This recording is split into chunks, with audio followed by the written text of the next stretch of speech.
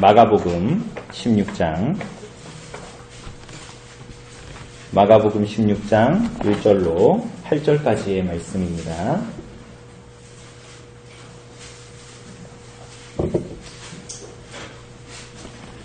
제가 봉독해 드리도록 하겠습니다. 안식일이 지남에 막달라 마리아와 야고보의 어머니 마리아와 또 살로메가 가서 예수께 바르기 위하여 향품을 사다 두었다가 안식 후 첫날 매우 일찍이 해 돋을 때에 그 무덤으로 가며 서로 말하되 누가 우리를 위하여 무덤 문에서 돌을 굴려 주리요 하더니 눈을 들어본즉 벌써 돌이 굴려져 있는데 그 돌이 심히 크더라. 무덤에 들어가서 흰옷을 입은 한 청년이 우편에 앉은 것을 보고 놀라매 청년이 이르되 놀라지 말라. 너희가 십자가에 못 박히신 나사렛 예수를 찾는구나. 그가 살아나셨고 여기 계시지 아니하니라. 보라, 그를 두었던 곳이니라. 가서 그의 제자들과 베드로에게 이르기를 예수께서 너희보다 먼저 갈릴리로 가시나니 전에 너희에게 말씀하신 대로 너희가 거기서 배우리라 하라 하는지라. 여자들이 몹시 놀라 떨며 나와 무덤에서 도망하고 두려워 무서워하여 아무에게 아무 말도 하지 못하더라.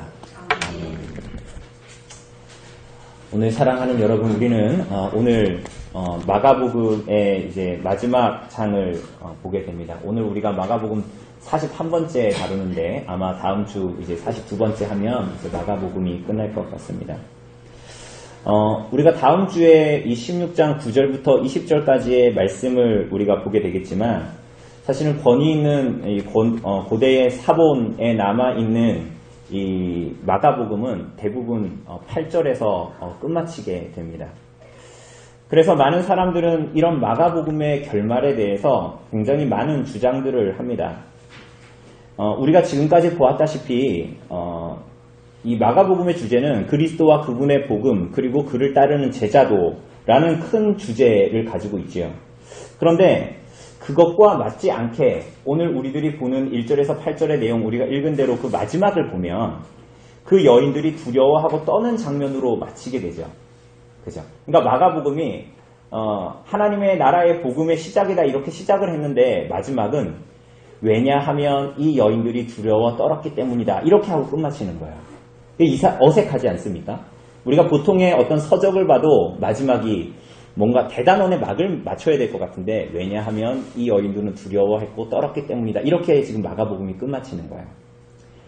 그리고 문장 자체도 어색하다는 것이죠. 그래서 아마도 이 마가복음의 뒷부분이 물론 지금은 원본이 남아있지 않고 다 사본일 뿐인데 이 마가복음의 뒷부분이 어떤 이유에서든 그 사본이 소실되었거나 혹은 마가가 이 마가복음을 기록하다가 어떤 일 때문에 기록하지 못했다라는 주장을 하기도 합니다.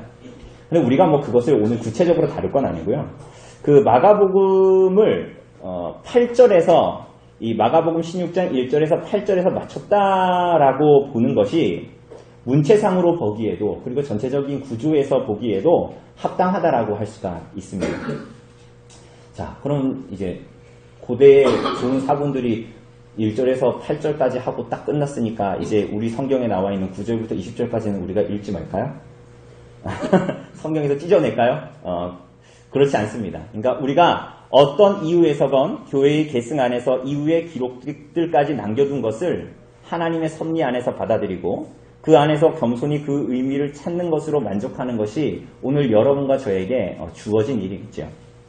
사랑하는 여러분, 오늘 우리는 주일을 맞이하여서 하나님을 높이고 예배하는 이 자리에 한 자리에 다 함께 모여서 지금 하나님을 예배합니다. 우리가 오늘 보는 마가복음의 마지막 본문은 이 땅의 첫 번째 주일, 그러니까 우리는 1년 52주 매 주일을 경험하지만 예수 그리스도로 말미암아 정말 그 안식이 완성이 되는 주일, 그 첫 번째 주일, 예수께서 부활하신 그 첫 번째 주일의 사건을 오늘 마가복음을 통해서 우리는 보게 됩니다. 그 주일을 표현하기를 오늘 본문 2절을 보면 안식 후 첫날이다 라고 기록합니다. 그죠? 안식 후 첫날이다. 여러분 이건 당연하죠. 그럼 안식일이 언제였습니까? 안식일이 언제입니까? 토요일이잖아요. 토요일. 그러니까 이 안식 후 첫날이라는 것은 오늘로 치면 무슨 요일이에요? 일요일이 되는 거예요. 주일이 되는 거죠. 그런데 오늘 정말로 이 여인들이 예수님의 무덤에 찾아간 날은 안식 후 첫날입니다. 안식 후 첫날인데 그 토요일이 문자적으로 토요일이 지난 다음 날을 말하지만 동시에 이 날은 안식 후 첫날이라고 이 표현한 이 말은 그야말로 흑암을 빛으로 그리고 모든 혼돈을 질서 있게 창조하신 이 6일간의 세상을 창조하신 하나님께서 죽은 자 가운데에서 흑암 가운데에서 예수 그리스도를 부활시키심으로 모든 만물을 사망과 죽음의 권세로부터 해방시키시는 참된 창조, 새 창조라고 그러죠. 새 창조의 날이 도래했는데 이것이 예수님의 부활로 말미암아 주어졌다라는 것이에요. 여러분 그러니까 이 주일은 굉장히 희망차고 소망찬 거죠. 그죠? 소망 있는 날입니다. 그래서 우리가 오늘 예배를 시작하기 전에 우리가 찬송 드릴 때 찬송가 167장 뭐예요? 즐겁도다 이날 세세에 할 말 예수께서 부활하신 주일이라는 거예요.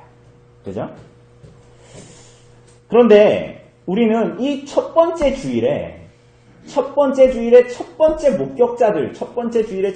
목격자들을 우리가 보게 되는데 이 사람들은 조금 아이러니한 모습, 우리가 첫 주일의 첫 목격자 대단한 위치에 지위에 서 있는 사람들 같은데 우리가 기대하지 않은, 성경에서 별로 우리들이 기대하지 않은 한 모습을 보게 됩니다.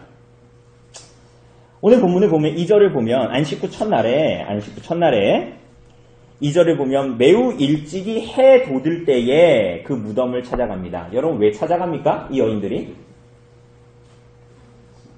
이 여인들은 믿음이 충천해서 찾아간 게 아니에요.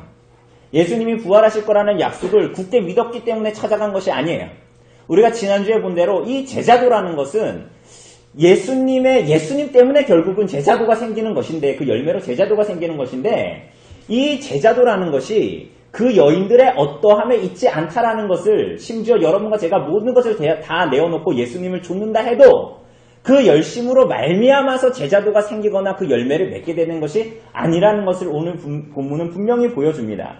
여러분 이 여인들은 예수님의 부활을 믿지 않았어요.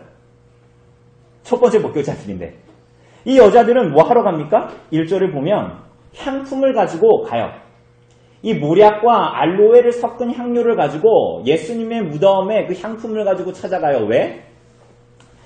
예수님은 아리마대 요셉의 무덤에 지금 이렇게 이제 안치하고 무덤 문을 닫았지요. 우리가 지난주에 본 대로 1, 2년 후에 그 시체가 다 썩어서, 일반적인 시체들이 다 썩으면 뼈들을 다 모아서 다른 곳에 둔다 그랬습니다. 그죠? 다른 곳에 안치한다 그랬어요. 그런데 그 썩는 1, 2년 동안 냄새가 나겠어요? 안 나겠어요? 당연히 나죠. 시체가 썩는데. 그러니까 일반적으로 사람이 죽으면 이 향품을 이 시신에다가 바르는 거야. 발라서 그 냄새를 조금이라도 감하기 위해서, 부패한 시신에서 나는 역한 냄새를 조금이라도 방지하기 위해서 향품을 바르는데, 이 일들을 하기 위해서 무덤으로 가는 거예요. 예수님의 죽음에 그 부패한 냄새를, 역한 냄새를 좀 감추기 위해서 향품을 바르기 위해서 가는 것입니다. 여러분, 기껏 우리 인생들이 이 땅에서 할 수 있는 일들은 뭐죠? 죽음의 냄새가 진동하는, 사망의 냄새가 진동하는 이 땅에서 우리가 고작 할 수 있는 것은 그저 이 세상에 있던 것들로 대충 무마하여 스스로 자유하며 살아가는 거야. 다르게 얘기하면 고작 이 땅의 인생들이 그 죽음 앞에서 할 수 있는 일이라고는 썩어져가는 시체를, 꺼져가는 생명을 어찌할 수 없어서 거기에서 풀풀 풍겨져 나오는 그 사람의 속에서 겉에서 풀풀 품어져 나오는 그 악취를 좀 제거하고 덜 나게 하기 위해서 고작 향수를 좀 뿌리는 거예요. 그리고 그것에 만족하면서 최대한 그 죽음의 냄새가 내 몸에서 멀리 떠나 있도록 하는 거예요. 그래서 이 세상의 사람들이 하는 게 뭐예요? 우리가 지난주 수요일날 철로 역정에서 본 것처럼 이 크리스찬이 허영의 시장에서 보는 것과 같이 사람들은 세상에 속한 이런저런 것들로 반드시 자기의 인생에 올 죽음과 심판에서 눈을 돌리기를 원하는 거야, 사람들은. 그래서 마치 그 죽음은, 그 역한 냄새는 나에게 오지 않을 일처럼 생각하면서 그 죽음의 냄새를 가리고자 하는 거예요. 그래서 그 허영의 시장에서 파는 모든 것들로 자기에게 다가오는 이 미래를, 두려움을 멀리하고 싶은 거예요. 다른 곳에 올인하고 내 눈을 거기에만 집중시키려고 하는 거죠. 늙어가면서 어쩔 수 없이 몸에서 나는 그 냄새들을 가리고자 이런저런 향수들을 가져다가 뿌리는 것과 같은 일을 하는 거예요. 그렇다고 해서 내 몸에서 나는 냄새를 완전히 가릴 수 있습니까? 늙어가면서 내 몸에서 자연스럽게 나는 그런 냄새들을 내가 속에서부터 근원부터 뽑아낼 수 있습니까? 그럴 수 없죠. 눈 가리고 아웅하는 것이죠. 그렇다고 해서 나에게 반드시 주어지는 이 심판과 죽음과 이 심판을 면할 길은 없는 거예요. 사랑하는 여러분, 이 여인들은 예수님이 부활하셔서 이미 그 부활의 빛이 도래했지만 여전히 옛 시대에 속해서 뭘 하는 거예요? 그 예수님의 시체에 향품을 바르기를 원하는 거예요. 예수님은 약속대로 부활하셨어요. 말씀대로 부활하셨어요. 예수님을 따랐던 이 사람들인데, 근데 이 사람들은 예수님의 부활, 그분을 사랑하고 그렇게 했지만 이 사람들은 여전히 옛 시대에 속해서 예수님의 몸에 향품을 바르기를 원하는 거죠. 그래서 무덤으로 갑니다. 그래서 이 여자들은 예수님이 부활하셨음에도 3절이 말하는 대로 뭐라고 얘기해요? 누가 우리를 위하여 무덤 문에서 돌을 굴려줄까 하면서 현 시대에 속한 염려와 걱정으로 빈 무덤으로 가게 된 거죠. 여러분, 마가복음은 곳곳에서 아이러니를 만들어내는데 오늘 이 마지막 시도 굉장히 아이러니해요. 예수님의 빈 무덤으로 가고 있는데 말씀대로 예수님은 부활하셨는데 그곳에 찾아가는 첫 증인들은 다 딴 생각하면서 가요. 예수님 몸에 향품을 바를까? 그러니까 완전한 새 시대가 도래했는데 현 시대에 속한 예수님의 시체에 향품을 발라서 냄새를 좀 없애봐야지. 저 가면은 돌이 무거운데 저 돌무덤을 맡고 있는 저 돌을 누가 굴려줄까? 현 시대에 속한 생각들을 하면서 살아가는 거예요. 여러분, 그런데 무슨 일이 일어나죠? 무덤을 맡고 있는 큰 돌이 굴려져 있고 그 돌을 그럼 누가 굴렸을까요? 여러분, 우리는 순간 순전한 마음으로 이 성경을 보면 이런 기대를 할 수 있죠. 성경을 처음 읽은 사람이라면 제자들이 정말 예수님을 그렇게 팔아먹고 숨다가 드디어 이제 좀 정신을 차리고 이제 좀 이 새벽 미명에 정말 예수님께 정말 100배 사죄하려고 새벽부터 가가지고 남자들이 돌을 굴렸구나 이렇게 생각할 수도 있겠죠. 그런데 다른 복음서를 보면 요한복음 20장 같은 데 보면 예수님의 제자들이 뭐 하고 있을까요? 이때? 예수님이 이미 십자가에 죽어가지고 장사됐는데도 유대인들이 두려워서 문을 닫아 걸고 집에 숨어 들어가 있어요. 대단한 제자들입니다. 그럼 누가 문을 열었을까요? 무덤을 들어가 보니까 흰 옷을 입은 한 청년이 우편에 앉아 있습니다. 누구죠? 여러분, 다른 복음서를 보면 뭐라고 기록하고 있냐면 천사다 이렇게 말해요. 마태복음에 천사다 이렇게 기록해요. 그런데 왜 마가는 희고 긴 옷을 입은 청년이다 라고 기록하고 있을까요? 그러니까 다른 복음서들은 다 천사라고 말하는데 마가는 왜 희고 긴 옷을 입은 청년이라고 말하고 있을까요? 이상하잖아요. 여러분, 마가복음은 지금까지 보았다시피 예수 그리스도와 그분의 복음과 그분이 가지고 오시는 하나님의 나라와 그 길을 쫓는 제자들에 대해서 말하죠. 그래서 재미있게도 마가는 그가 마가복음을 통해서 자주자주 썼던 기법, 무슨 기법이에요? 샌드위치 기법. 수미상감적인 그 기법을 마가복음 전체를, 굉장히 머리가 좋은 사람입니다. 마가복음 전체를 할 때도, 끝낼 때도 그것을 그대로 나타냅니다. 여러분, 그 시작과 끝을 동일하게 나타내요. 이게 무슨 얘기냐? 여러분, 마가복음을 시작할 때 1장 1절이 뭐라고 시작합니까? 하나님의 아들 예수 그리스도의 복음의 시작이라 하고 이어서 그리스도와 복음에 대해서 얘기하면서 첫 번째로 등장시키는 사람이 있습니다. 누굽니까? 말라기와 이사야서를 들어서 하나님의 아들 예수 그리스도가 오실 때에 그 길을 예비하는 한 사람을 등장시킵니다. 그가 누굽니까? 세례 요한입니다. 세례 요한은 광야에서 낙타 털옷을 입고 갈릴리에서 예루살렘으로 고난받으러 가시는 예수님의 길을 예비하는 자로 나타나지요. 그리고 여기서 예수님을 소개할 때 갈릴리 나사렛으로부터 오시는 예수님이다 라고 예수님을 묘사합니다. 그럼 이렇게 마가복음은 그렇게 시작을 했는데 이 마가복음의 끝은 어떻게 마무리하죠? 누구로 마무리합니까? 청년, 희고 긴 옷을 입은 청년으로 마무리합니다. 이 청년은 어떤 청년입니까? 세례 요한은 광야에 있었으나 이 청년은 무덤에 있습니다. 이 사람은 희고 긴 겉옷을 입고 있고 그 청년은 무덤에서 예수님이 어디로 가실 거라 그랬어요? 갈릴리. 무덤에서 갈릴리로 가시는 예수님의 길을 예비하고 안내하는 사람으로 나타나요. 그리고 이 청년은 예수님을 뭐라고 소개합니까? 십자가에 못 박히신 나사렛 예수다. 세례 요한은 갈릴리 나사렛으로부터 오시는 예수님이다. 이렇게 세례 요한의 기록에는 표현되어져 있죠. 사랑하는 여러분, 이게 무슨 말입니까? 예수님은 말씀하신 대로 부활하셨습니다. 그런데 그리스도와 그분의 복음이 전파되고 증거되기 위해서 사자, 전령을 필요로 하십니다. 그래서 하나님은 세례 요한을 부르시고 이 청년을 부르시고 그리고 하나님은 그리스도와 그분의 복음을 전할 증인으로 누구를 부르신 거예요? 제자들을 부르셨습니다. 여러분 이걸 오해하면 안 돼요. 이거는 하나님이 그들이 아니라면, 세례 요한이 아니라면, 이 청년이 아니라면, 제자들이 아니라면 아무 일도 하실 수 없기 때문이 아니지요. 어쩌면 하나님은 이 제자들이 없으면 오히려 하나님의 일을 훨씬 더 명확하고 확실하게 그 일들을 수월하게 이루실 수 있었을지도 몰라요. 그런데 하나님은 그렇게 일하기를 원하지 않으셨어요. 왜 그러셨을까요?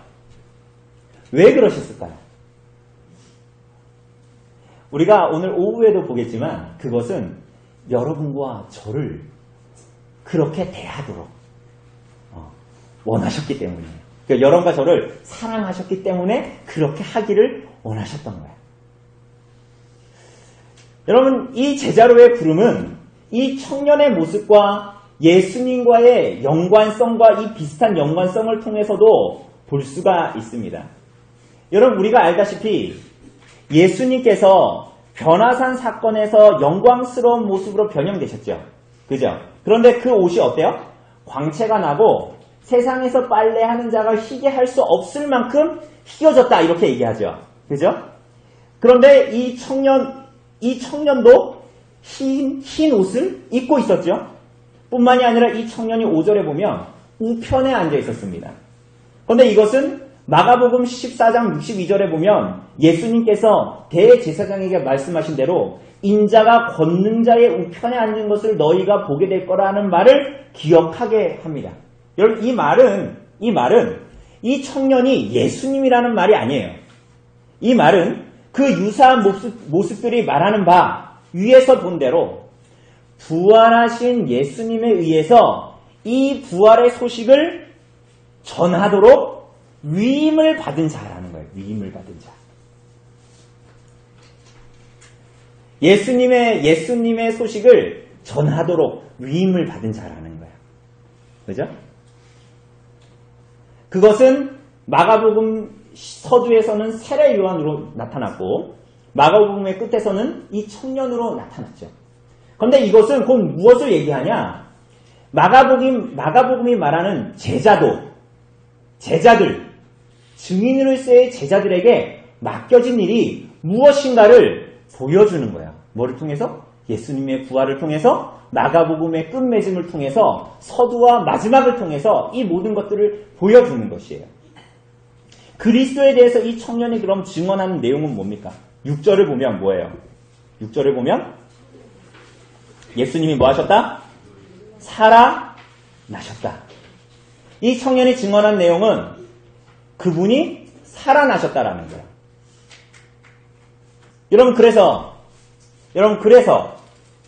그러면 이 무덤에 찾아갔던 이 여인들은 예수님이 자리에서 일어나시는 걸 눈으로 봤습니까? 뭐 CCTV를 돌려서 봤을까요? 아니죠. 그곳에는 빈무덤이 있었습니다. 그죠? 무슨 말입니까? 이 여인들에게는, 이 증인들에게는, 이 제자들에게는 믿음이 요구되는 거예요. 이 부활의 사건을 받아들이는 것은 눈으로 보았기 때문이 아니에요. 믿음이 필요한 거예요. 그런데 여러분, 부활은 사실은 눈으로 볼 수가 없는 것입니다. 왜 그렇죠? 부활은 이 땅에 속한 것이 아니기 때문이에요. 여러분, 부활은 여러분, 이 세상에 속한 사람들이 눈으로 본 적이 없어요. 귀로 들은 적도 없고요. 마음으로 생각할 수도 없는 것이 바로 부활입니다. 죽음의 권세를 깨고 살아나는 것이에요. 그러니까 부활은 이 세상에 속한 것이 아니에요. 여러분, 이 당시에 많은 철학자들도 내세에 대해서는 이야기했어요. 이후의 세상에 대해서는 이야기했어요. 그런데 이 사람들이 말하는 내세는 어떤 유냐면 영혼이 육체에서 벗어나서 영혼이 존재하는 내세였어요. 그러나 예수님의 부활은 그렇지가 않았지요. 그죠? 그의 몸이 새로운 몸을 입는 완전한 부활이었습니다.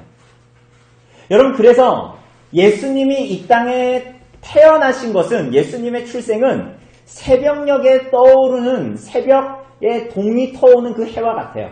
같다면 예수님의 부활은 한낮에 정오에 하늘에 떠있는 태양과 같아요. 비유하자면 그렇다는 거예요. 예수님의 부활을 목격한 사람이 없어요. 왜? 그것은 정오의 태양을 우리가 두 눈으로 정확하게 목도하고 볼 수 없는 것과 같아요. 부활은 이 세상에 속한 것이 아니지요. 우리는 그저 반사되는 그 부활을 믿음으로 바라본, 그 천사의 증언을 통해 바라본 그 여인들의 얼굴을 통해서만 예수님의 부활을 받아들일 수 있을 뿐이에요. 여러분, 사랑하는 여러분, 그런데 이 여인들의 반응이 어때요? 여러분들이 그 빈무덤을 봤으면, 그 목격자라면 어땠을 것 같아요? 오늘 주일날 예수님의 부활을 목격한 사람들이라면 여러분들은 어땠을 것 같아요? 8절을 보면 이 여인들의 반응이 어떻습니까? 할렐루야, 주님께서 약속대로 살아나셨습니다. 기뻐하고 우리 찬양합시다. 이래요? 놀라고 떨면서 무덤에서 도망칩니다. 이 부활의 소식을 전해들은 이 여인들의 반응은 두려움, 당황스러움, 놀람이었습니다. 그래서 예수님의 부활 첫 번째 주일에 그 빈무덤에 울려 퍼진 소리는 놀라지 말라였어요. 놀라지 말라. 오늘 사랑하는 여러분, 마가복음이 그리스도와 그분의 복음과 그것을 쫓는 제자들에 대해서 계속 말하는데, 이 마무리가 이제 제자들이 완성되어서 예수님을 쫓는 대단한 제자들이 되었다, 이렇게 끝날 것을 기대하나 그렇지 않지요. 첫 번째 부활의 아침에 첫 번째 목격자여 증인인 여인들은 도망가고 침묵하고 두려워합니다. 놀라고 두려워하고 전하라는 말을 전하지 않고 침묵합니다. 어떻게 생각하세요? 여러분, 이게 마가복음의 결론이라는 거예요. 왜냐하면 여인들은 두려워했기 때문에 침묵했다. 이것이 결론이에요. 무슨 말입니까? 여러분, 이것은 마가복음에 일관되게 나타난 그리스도가 가지고 오신 하나님 나라의 역설을 말합니다. 놀랍게도 그들의 놀람과 두려움과 침묵은, 그래서 예수님의 죽음은 헛된 것이다, 예수님의 십자가의 죽음과 부활은 헛일이었다가 아닙니다. 그들의 놀람과 두려움과 침묵은 하나님 나라를 실현하는 또 다른 계기가 될 것이기 때문이에요. 하나님은 마가복음에서도 기록된 것처럼 하나님은 그분의 뜻을 인간들의 수다한 실패 가운데에서도 다양한 방법으로 완성시키셨습니다. 역설적입니다. 이게 일이 이렇게 되면 반드시 이렇게 귀결되어야 되는데 그 결과가 우리가 기대하는 것과 전혀 모순된 결과들이 나타났던 거예요. 언제 그랬죠? 세례 요한은 이제 오실 자가 불로 세례를 줄 자라고 얘기했는데 예수님은 오셔서 세례 요한에게 세례를 받으시고 성령으로 세례를 받으셨죠. 스스로 자라나는 씨의 비유에서는 농부가 자고 일어나는 것밖에 한 일이 없는데 땅은 저절로 열매를 맺습니다. 역설적이죠. 야이로의 딸은 죽을 병에 걸려서 죽어가고 있었는데 그 가는 길에서 혈루증 여인을 만나 시간을 지체해서 야이로의 딸은 죽게 됐죠. 그런데 죽었는데 나쁜 일이었는데 이 혈루증 여인의 개입으로 말미암아서 야이로의 딸은 치유가 아니라 소생하고 부활하는 경험을 하게 돼요. 역설적이죠. 악한 농부의 비유에서 주인은 많은 품꾼들을 보냈으면서도 그 품꾼들을 제대로 대우하지 않자 사랑하는 아들을 보냈죠. 사랑하는 아들을 죽여버렸죠. 그러나 사랑하는 아들의 죽임으로 말미암아 성전의 머릿돌이 놓여지는 계기가 되었습니다. 역설적입니다. 배신당한 인자는 하나님의 뜻에 성취해서 멀어진 것 같았어요. 가룟 유다가 예수님 할 때는 예수님 딱 끝난 줄 알았어요. 그런데 오히려 이 일은 성경에 기록된 인자가 가야 하는 길이었어요. 제자들이 도망한 것은 하나님이 목자를 치신 까닭에 양이 흩어짐으로 해석되어서 비극적인 상황에서도 하나님의 뜻이 실패하지 않고 이루어지는 것을 말하는 것이었어요. 하나님 나라의 역설이었죠. 사랑하는 여러분, 하나님 나라는 놀라운 역설의 나라입니다. 그래서 여러분과 저와 같은 죄인들이 하나님의 나라를 찾는 거예요. 역설적이지 않습니까? 여러분보다 훨씬 선하고 훨씬 윤리적이고 훨씬 잘난 사람들이 이 세상에 얼마나 많은데 여러분과 저와 같은 죄인들이 하나님의 나라를 찾다니요. 역설적이지요. 우리가 이해하고 받아들이기 힘든 명제에 전혀 반대되는 모순되는 결과들이 나타납니다. 놀랍니다. 두려워해요. 당황스럽습니다. 왜요? 이 땅의 것이 아니기 때문이에요. 부활은 이 땅의 것이 아니에요. 오늘 이 첫 번째 증인들의 침묵은 그래서 그리스도와 그분의 복음과 복음의 전파에 또 다른 기초를 놓게 되는 거예요. 왜 그렇죠? 어떻게 우리가 그걸 기대할 수 있죠? 제자들이 다 침묵했는데 풍랑을 만난 제자들이 그 배에 예수님이 고문해서 주무시고 계시는데 이 제자들이 뭐라 그러죠? 예수님께 두려워서 살려달라 그러죠? 예수님께서 뭐라 그러십니까? 왜 놀라느냐? 왜 두려워하느냐? 너희에게 믿음이 없느냐? 야이로의 딸에게 가는 예수님 그 길거리에서 혈루증 여인이 예수님의 옷끝을 사람들의 뒤에서 만집니다. 예수님이 뭐라 그러시죠? 누가 내 옷을 만졌느냐? 그러자 이 여인이 어떻게 해요? 두려워 떨며 예수님께 나아가자 예수님이 뭐라 그러시죠? 여자여, 네 믿음이 너를 구원하였다. 사랑하는 여러분, 무덤으로부터 도망간 여인들에게 요청되는 것이 무엇입니까? 그리스도와 그 복음의 전파의 기초가 무엇입니까? 이 여인들이 도망가고 침묵하고 놀라지만 우리가 의심할 바 없이 이 여인들에게 예수님께서 주시는, 의심할 바 없는 이 여인들에게 주시고자 하는 것, 그게 뭐예요? 부활을 믿는 이들의 믿음. 구주 예수 그리스도의 죽으심과 부활을 믿는 믿음. 도망가고 두려워하고 놀라는 자에게 믿음을 주시는 역설적인 하나님의 나라가 이 여인들에게 도래할 것이라는 하나님의 은혜의 서막일 뿐이에요. 도망가는 것으로 끝나지 않는 거예요. 두려워함으로 끝나지 않는 거예요.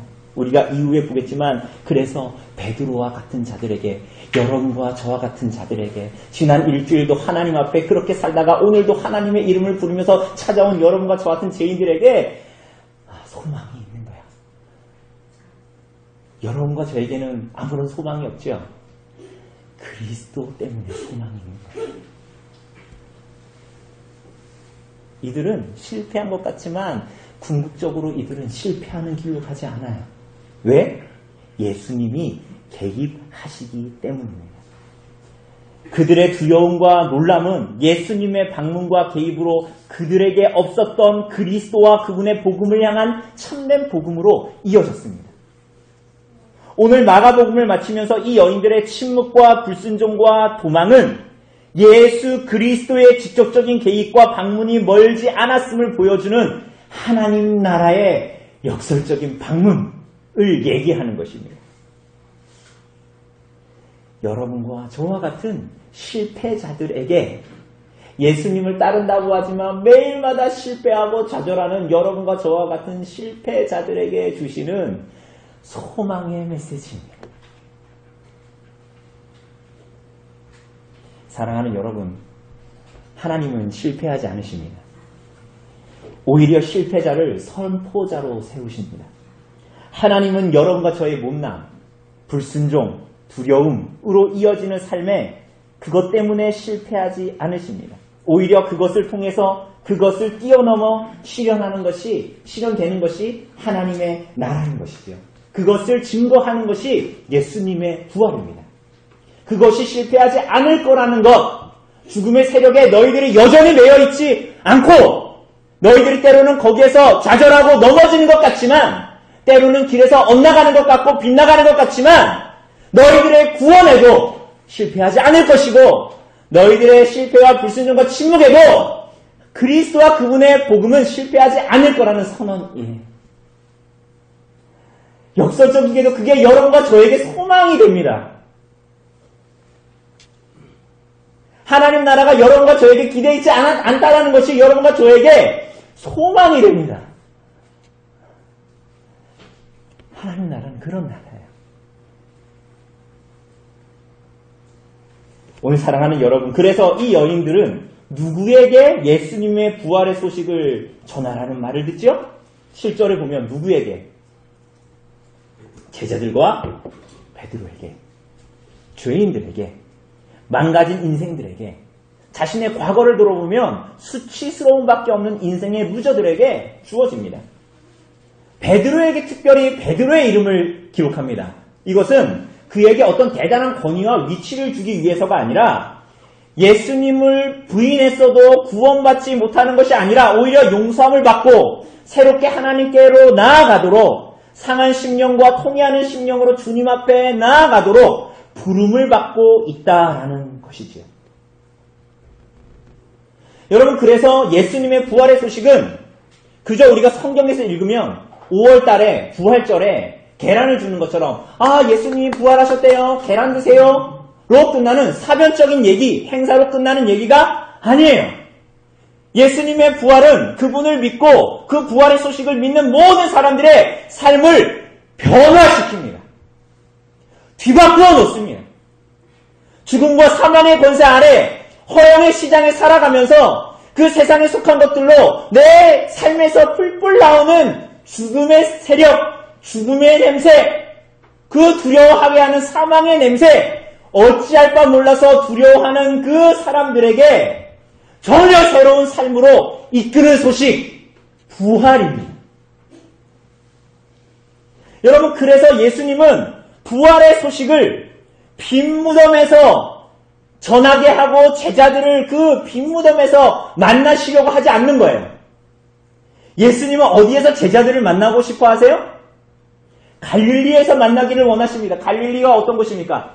4명의 제자들을 부르신 곳, 12명의 제자들의 선택을 받은 곳이기도 하죠. 예수님의 부활은 사망과 죽음밖에 없는 이 땅에 참된 안식과 쉼을 가지고 왔고 새로운 시대를 열었습니다.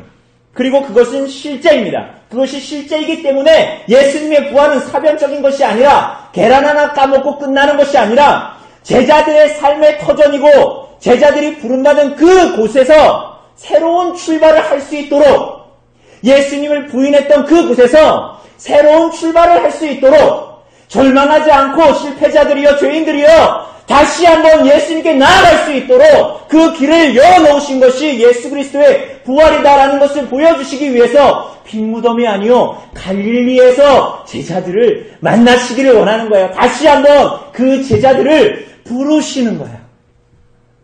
그 자리에서 부르시는 거예요. 예수님의 죽으심과 부활은 이렇게 전혀 새로운 세상을 가지고 왔습니다. 그것이 정말로 사실이기 때문에 정신승리가 아니라 그렇다 세뇌해서 되는 문제가 아니라 그것이 정말 사실이기 때문에 당연하게도 지금 제자들에게, 여러분과 저에게, 여러분과 저와 같은 실패자들에게, 루저들에게, 죄인들에게 실제적인 삶에 영향을 미치게 됩니다. 역설적인 하나님의 나라가 이 땅에 도래했습니다. 여러분, 우리들에게 임했어요. 여러분, 그게 여러분과 저에게 주어졌어요. 여러분과 저의 어떠함에 의한 것이 아닙니다. 그래서 하나님의 나라는, 그분이 가지고 오신 하나님의 나라는 이사야서 11장이 표현한 대로 사자와 어린 양이 함께 뒹구는 것입니다. 어린 아이가 독사굴에 손을 넣어도 물지 않는, 오히려 어린아이가 독사를 가지고 노는, 여러분, 완전한 회복과 완전한 치유가 일어나는 나라, 사랑의 나라, 하나님의 나라. 그게 죄인들에게 주어지는 거예요. 자격 없는 자들에게 주어지는 거예요. 실패자들에게 주어지는 나라예요. 침묵하는 자들, 두려워하는 자들, 놀라는 자들, 어찌할 바 모르는 자들에게 주어지는 나라. 절대적인 육신적이고 영적이고 모든 면에서 절대적인 평안과 안식이 주어지는 나라. 더 이상 슬픔과 고통과 두려움이 없는 나라. 그 나라가 주어지는 거예요.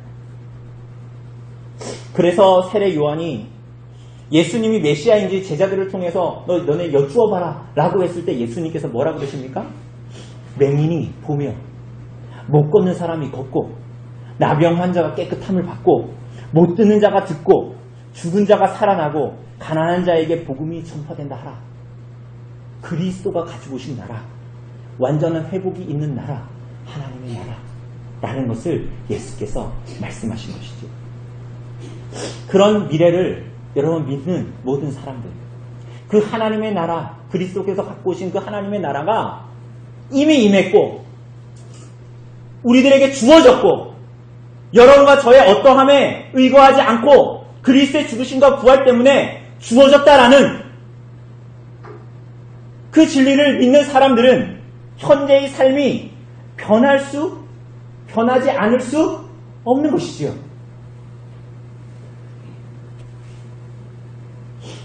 여러분, 왜 이 세상에 사는 사람들은 우리들의 삶에 있는 고난, 질병, 장애를 힘겹게 느낍니까? 자신의 돈이나 명예나 평판이 걸려져 있으면 왜 그렇게 그 상황 가운데서는 옳은 말과 옳은 행동을 하지 못하죠? 왜 사람들은 자신의 죽음을 그렇게 두려워하고 왜 그 죽음을 왜 그렇게 애달프게 생각하죠? 이 세상이 전부라고 믿기 때문이에요. 돈이 내가 가진 전부고 내 육신이 내가 가지고 있는 유일한 육신이라고 생각하기 때문이지요. 사랑하는 여러분, 그렇지 않습니다. 이것이 전부가 아닙니다.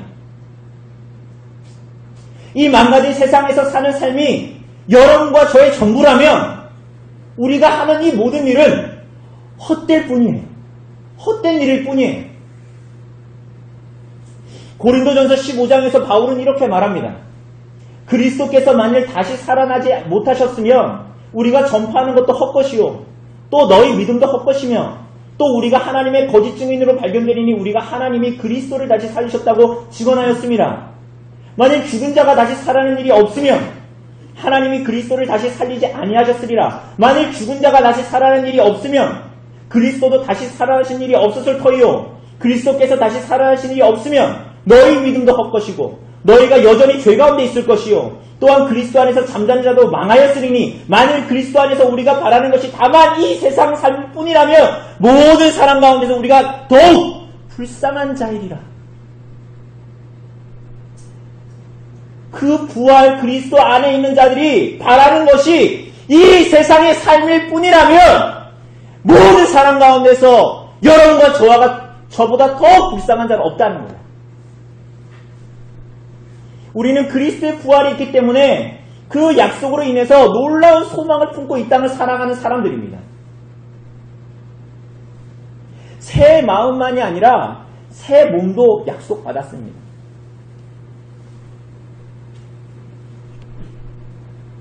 여러분, 몸이 불편하십니까? 몸이 불편하세요?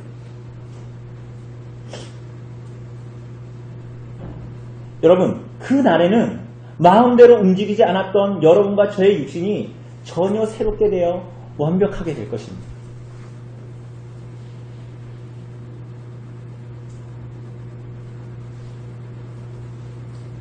여러분, 마음이 외롭고 힘겹습니까? 그분의 부활 안에서 우리가 그날 완벽한 사랑으로 충만함을 받게 될까요? 인생이 공허합니까? 그날 그분의 부활 안에서 온전한 만족을 얻고 누리게 될 것입니다. 그래서 그날 우리들의 최악이라고 여겨졌던 그 일들이, 상태들이 전혀 역전되어 있는 것을 보게 될 것입니다. 우리들의 인생의 상처라고 여겨졌던 일들이, 고난이라고 여겨졌던 일들이 그리스도의 죽으심을 덮어버리는 그분의 부활과 같이 역전되고 측량할 수 없는 기쁨으로 주어질 것입니다.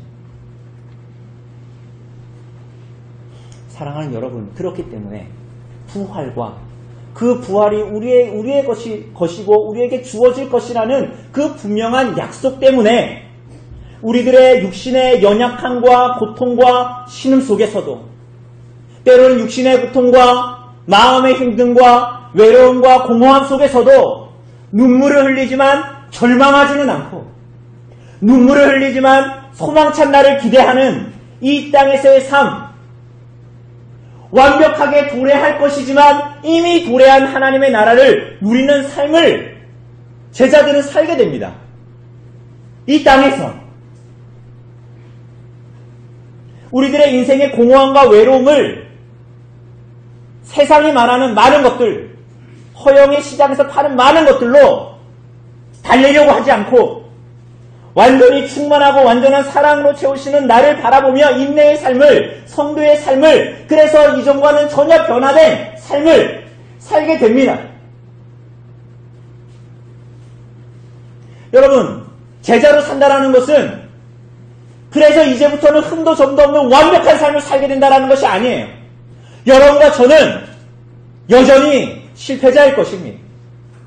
두려워하는 자, 때로는 침묵하는 자, 때로는 죄인으로 나타날 것이에요. 그러나 상한 심령으로, 통회하는 심령으로 하나님 앞에 눈물을 흘리며 그분의 은혜를 구하는 삶을 살게 될 것입니다. 그렇게 나 자신에 대해서는 절망할 수밖에 없지만 그럼에도 불구하고 말할 수 없는 그리스도의 부활 안에서 말할 수 없는 소망과 희망을 발견하는 삶을 살아가는,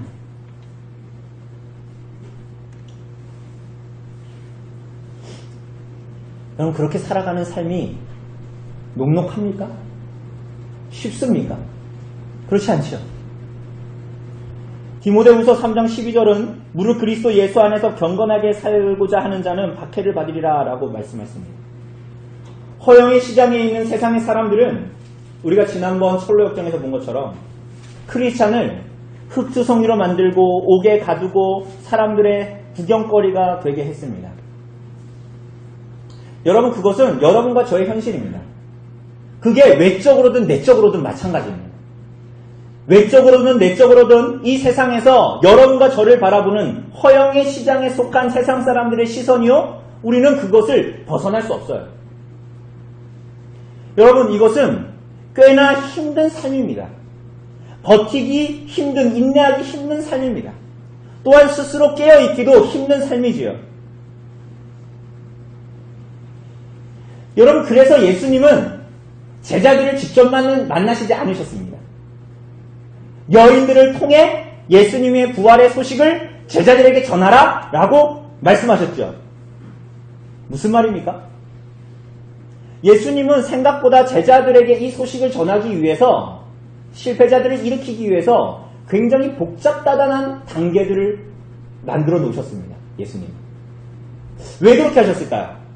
그냥 다이렉트로 그리스도께서 부활하신 예수님께서 베드로 앞에 딱 나타나면 될 거 아닙니까? 근데 왜 이렇게 하시죠? 예수님은 실패한 제자들의 회복만이 아니라 무너진 교회 공동체를 세우시고, 그리고 그 여정을 가는 가운데에 떠나간 사람들, 넘어진 자들을 일으켜 세우시기를 바라는 거야. 나아가서는 그것이 하나님의 뜻대로 행하는 자들로 이루어진 그리스도의 형제요 자매요 가족된 자들에게 맡겨진 책임이라는 것을 나타내는 것입니다. 시편 51편 우리가 지난주에 본 대로 다윗이 자신을 정한 마음을 주시고 나를 새롭게 하소서라고 주님께 간구하면서 그가 한 말이 뭡니까? 내가 그러하다면, 나를 그렇게 주님께서 용서하신다면 내가 이 주의 의를 죄인들에게, 범죄자들에게 선포하겠습니다 라고 말하지요. 이상한 얘기를 하지요. 예수님께서 제자들을 찾아가시지 않으신 이유, 여인들을 통해서, 침묵하고 두려워하고 놀란 실패자들인 여인을 통해서 또 다른 실패자인 베드로와 제자들을 찾아가게 하신 이유, 그리스도의 부활, 실패한 모든 자들을 다시 세우시고, 그리고 그 실패한 자리에서 그리스도의 부활과 은혜로 말미암아 세움받은 자들이 그 여정에서 넘어지고 실패한 자들을 세우고, 그리스도의 복음으로 다시 회복되어지는 그 하나님의 나라, 그 부활이 마침내 완전히 회복되어진 하나님의 나라가 우리들에게 올 것이지만, 그 회복되어진 하나님의 나라가 이미 도래한 것이 우리들의 영혼과 우리들의 삶 가운데서만 나타나는 것이 아니라 모든 형제와 자매들에게 교회 공동체 안에 그렇게 실현되어지고 나타나도록 주님께서 그 하나님의 나라를 여러분과 저에게 보이시는 것입니다. 오늘 사랑하는 여러분, 그리스도 안에서 형제되고 자매된 성도들이요, 그리스도께서 죽음을 이기시고 부활하셨습니다. 모든 죽음과 사망의 권세와 냄새들을 정복하셨습니다. 두려워하는 우리들이고, 침묵하는 우리들이고, 불순종하는 우리들이고, 도망하는 우리들이지만 여러분, 그것으로 말미암아 고통스러워하고 가슴 아파하고 주님께 도움을 구하는 상한 심령과 통회하는 마음이 우리들에게 있는 한, 그것은 절망이 아니요, 비극적인 결말이 아니요, 하나님의 말할 수 없는 은혜를 주시고자 하는 은혜의 서막일 뿐입니다. 여러분의 인생에서 주님을 따를 때,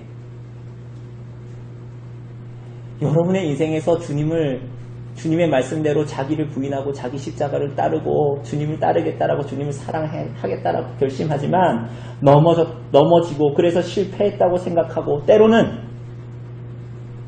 때로는 내가 반복해서 이제 다 끝났다, 난 이제 이렇게 살다가 죽어야 되겠다, 난 이제 실패한 인생이고 끝났다라고 하는 그 시간, 그 장소, 그 자리에, 그래서 다시 고기나 잡으러 가야 되겠다라고 그 갈릴리로 갔던 그 제자들에게 다 포기하고 이전의 삶으로 다시 되돌아가고자 하는 그 갈릴리에 부활하신 예수님께서 여러분보다 먼저 가 계십니다.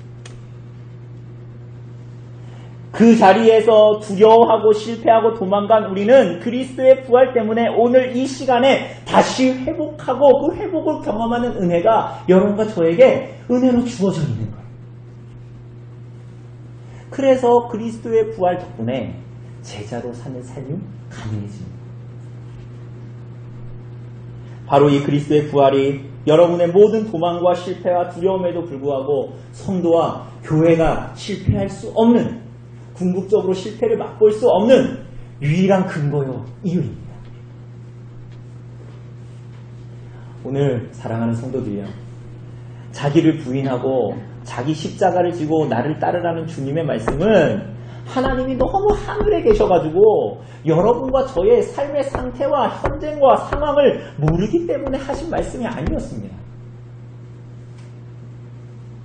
내가 주님 멍에는 쉽고 내 짐은 가볍다라는 주님의 말씀은 여러분과 저를 속이기 위한 말씀이 아니었습니다. 예수께서, 우리 구주 예수께서 부활하셨습니다. 여러분, 여러분과 저도 그와 같을 것입니다. 그래서 우리가 실패해도 그리스도가 실패하지 않으셨기 때문에 우리들의 논란과 실패와 두려움이 우리들을 삼키지 못합니다. 오히려 실패와 두려움과 놀람의 자리에서 새롭게 시작하게 하십니다. 두려움 없이 주님을 따르게 하십니다. 그것이 바로 이 땅을 오늘 살아가는 여러분과 저 그리스도의 제자와 교회가 가지는 담대함이요, 주 안에서 가난한 자들이 가지는 당당함입니다. 오늘 사랑하는 여러분, 그리스도의 이 부활 생명이 이렇게 우리와 같은 자들에게 주어진 줄을 깨닫고 그 부활 생명으로 이 땅을 살아갈 수 있도록, 그 부활을 바라보고 오늘을 믿음으로 살아가는 제자의 삶을 살도록 성령께서 여러분과 저에게 그 은혜를 베푸시기를 간절히 바랍니다. 잠시 기도하도록 하겠습니다.